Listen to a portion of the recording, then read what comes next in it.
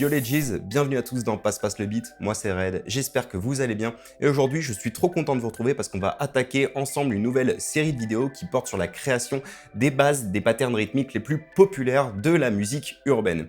Du coup pour ce premier épisode, j'ai choisi de commencer par le début, par le commencement, le genre qui a donné ses lettres de noblesse à la musique urbaine, c'est-à-dire le hip-hop des années 90 type boom bap. Puis ensuite en deuxième partie de vidéo, je vous montrerai comment réaliser un pattern de lo-fi chill hop.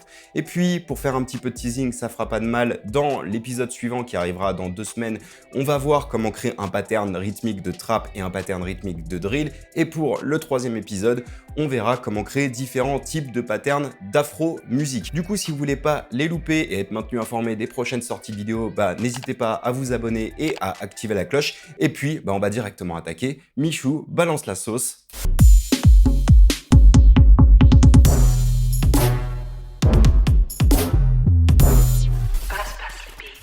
Donc dans cette vidéo, je pars du principe que vous êtes à l'aise avec la notion de rythme et tout ce qu'elle inclut. Et si c'est pas le cas, j'ai réalisé une vidéo qui s'appelle Les bases de la théorie musicale qui explique toutes ces notions. Et si vous ne l'avez pas vue, je vous invite à aller la visionner en cliquant sur la petite fiche qui va apparaître juste ici. Et si vous l'avez déjà vue, on va directement attaquer. Donc aujourd'hui, pour une question pratique, je vais travailler avec Machine, mais sachez que tous ces patterns rythmiques sont bien évidemment reproductibles dans tous les séquenceurs du marché. Pour réaliser un pattern rythmique type boom bap, type hip-hop des années 90, il va nous falloir un certain drum kit, il va nous falloir des éléments rythmiques. Pour se rapprocher au maximum de la texture du rythme boom bap, il va falloir utiliser les mêmes éléments qu'il utilisait dans les années 90 pour créer ce genre de rythme. Alors bien évidemment, Internet regorge de packs de samples, mais à l'époque, ce qu'il faisait, c'est qu'il prenait un sampler, il venait échantillonner différents éléments rythmiques de différents morceaux de soul, de jazz, etc. Il venait couper les grosses caisses, les caisses claires, les charlets, etc. Il venait les mettre dans des samplers type MPC et venait rejouer des rythmiques avec. Et c'est cette utilisation du sampling et de la boîte à rythme qui a vraiment donné tout le caractère au rythme boom bap. Du coup, pour réaliser ma rythmique, j'ai sélectionné 3 éléments de base. On va se servir d'une grosse caisse, d'une caisse claire et d'un charlet. Et comme vous pouvez le constater, j'ai une grosse caisse qui ressemble à une grosse caisse de batterie. J'ai aussi une caisse claire très médium qui ressemble à une caisse claire de batterie samplée sur laquelle on est venu rajouter quelques couches de traitement comme de la compression et de la reverb. Et j'ai un charlet fermé assez classique qui ressemble à un charlet d'une vraie batterie. Donc maintenant qu'on a les différents éléments rythmiques, il va falloir définir un tempo. Il faut savoir que le tempo du boom bap et du hip hop classique se situe généralement entre 80 et 100 BPM. Et du coup, on va couper la poire en deux et on va prendre le rythme le plus basique qui se trouve à 90 BPM. Donc je vais changer le tempo et je vais me mettre à 90 BPM juste ici. Et je vais vous faire écouter ce rythme.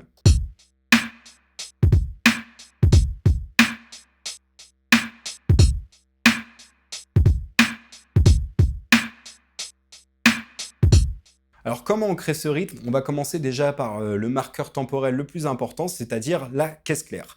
La caisse claire dans un rythme boom bap, elle va se situer sur le 2e et le 4e temps de chaque mesure. Donc si je la mets en solo et que j'active le métronome, 2, 4, 2, 4.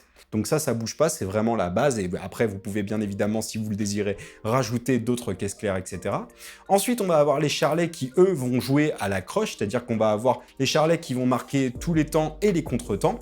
Petite astuce, si vous voulez rajouter un petit peu de groove, vous pouvez jouer directement sur la vélocité de ces charlets. Par exemple, mettre une vélocité forte sur le temps et mettre une vélocité un petit peu moins forte sur les contretemps. Et du coup, ça fera comme ça, avec le tempo. 1 et 2 et 3 et 4 et 1 et 2 et 3 et 4. Donc voilà. Et ensuite, pour les grosses caisses, il n'y a pas vraiment de règle, mis à part que vous pouvez placer une grosse caisse sur le premier temps de chaque mesure. On va dire que si j'enlève par exemple les grosses caisses que j'ai rajoutées en plus, on va se retrouver avec un rythme comme celui-ci. Boum. Boum. Donc vraiment, voilà, en marqueur temporel, vous pouvez juste en placer une comme ceci, et ensuite venir jouer en plaçant différentes grosses caisses à contre-temps sur votre rythme. Par exemple, un placement qui fonctionne généralement bien, c'est entre le 3e et le 4e temps d'une mesure.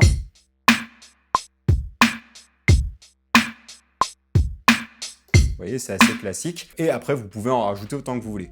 Petit tips personnel, si vous voulez donner du groove et vraiment obtenir ce côté boom bap, ce que je vous conseille de faire, c'est de changer la temporalité de votre grille pour passer en ternaire. Par exemple, là, vous voyez ici, je suis en 1/16e, et bien je vais mettre en 1/16e ternaire. Pourquoi? Parce que ça va me permettre d'ajouter du rebond avec mes grosses caisses, ça va me permettre d'ajouter un groove supplémentaire. Par exemple, ici, si je viens placer une grosse caisse juste là,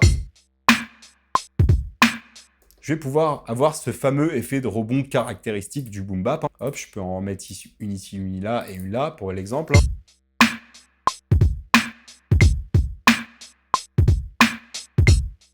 Donc voilà pour la base, et après, bien évidemment, libre à vous d'enlever ou de rajouter des éléments pour compléter cette rythmique. On passe tout de suite à un deuxième genre musical un petit peu plus récent qui est le lo-fi chill hop. Normalement, si vous savez faire un rythme boom bap, vous savez faire un rythme lo-fi chill hop. Pourquoi? Parce que c'est tout simplement généralement un rythme de hip-hop classique ralenti. C'est-à-dire que le tempo du lo-fi va se situer généralement entre 70 et grand maximum 90 BPM. On essaye généralement d'avoir quelque chose d'un petit peu plus lent et d'un petit peu plus aéré par rapport à un rythme boom bap classique. Pour illustrer ça, en fait, ce rythme boom bap, si je viens par exemple descendre à 70 BPM, je vous fais écouter.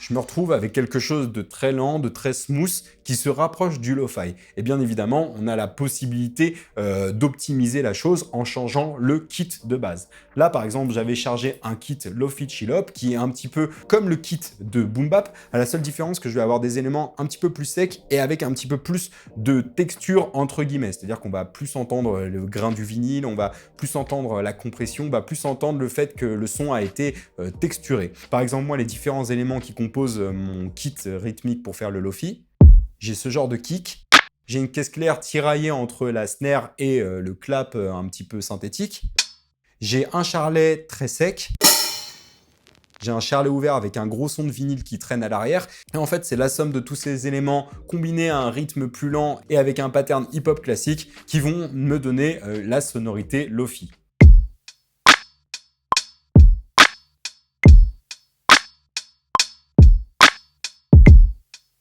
Comme pour le boom bap, on a exactement le même pattern rythmique, c'est-à-dire que tous les deuxième et quatrième temps de chaque mesure, je vais avoir ma caisse claire, je vais avoir mon charlet qui joue à la croche qui va marquer tous les temps et tous les contre-temps. Et au niveau des grosses caisses, pareil, je vais avoir mon marqueur sur le premier temps de chaque début de mesure, puis ensuite quelques autres grosses caisses à contre-temps. Cependant, attention comparé au boom bap à pas trop en mettre, histoire de pas trop surcharger, sachant que c'est quelque chose d'assez aérien, d'assez planant, le lo-fi. Il faut laisser de la place à tout ce qui est basse et laisser de la place à tout ce qui est mélodie. Petit tips personnel, si vous voulez ajouter encore un petit peu de saveur à ce rythme, n'hésitez pas à décaler un petit peu tout ce qui est charlet. Par exemple, moi ici, je les ai décalés un petit peu sur la droite, ce qui fait qu'ils ne sont pas totalement quantifiés par rapport à la grille. Comme vous pouvez le constater, je suis pas vraiment sur la grille avec mes charlets. Ça donne un petit côté GD là, très intéressant. Du coup, vous pouvez réaliser ce pattern comme ceci, et une fois que vous l'avez réalisé, encore une fois, libre à vous de rajouter différents éléments. Moi, par exemple, ici, j'ai un autre kick, un petit rimshot, un petit snap intéressant, une petite percussion, et du coup, le tout assemblé, si je fais jouer,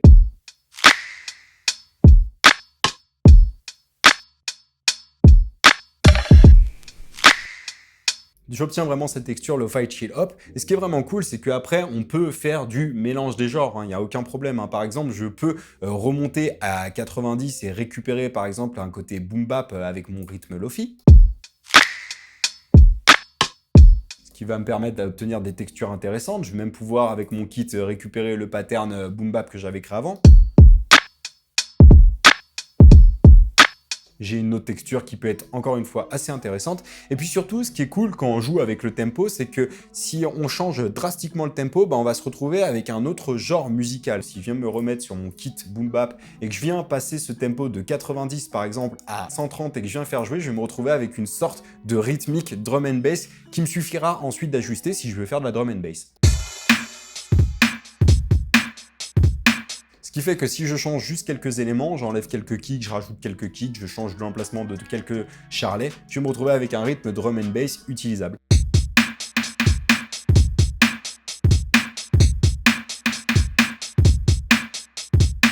Et boum, vous avez une rythmique de drum and bass. Cette vidéo touche à sa fin et j'espère que ça vous a plu, que ça vous a appris des choses. Et si c'est le cas, comme d'habitude, n'hésitez pas à mettre un petit pouce en l'air qui fait plaisir, un commentaire qui fait du bien. Et si vous ne voulez pas louper la prochaine vidéo qui portera sur la création d'un pattern trap et la création d'un pattern rythmique drill, je vous invite à vous abonner et activer la cloche encore une fois. Vous pouvez aussi nous suivre sur moult réseaux sociaux type Instagram, Facebook et Twitter. Vous pouvez me retrouver personnellement sur Instagram à @redisgoodmusic. C'est tout pour moi, je vous dis à très vite, prenez soin de vous et n'oubliez pas, c'est que de la musique.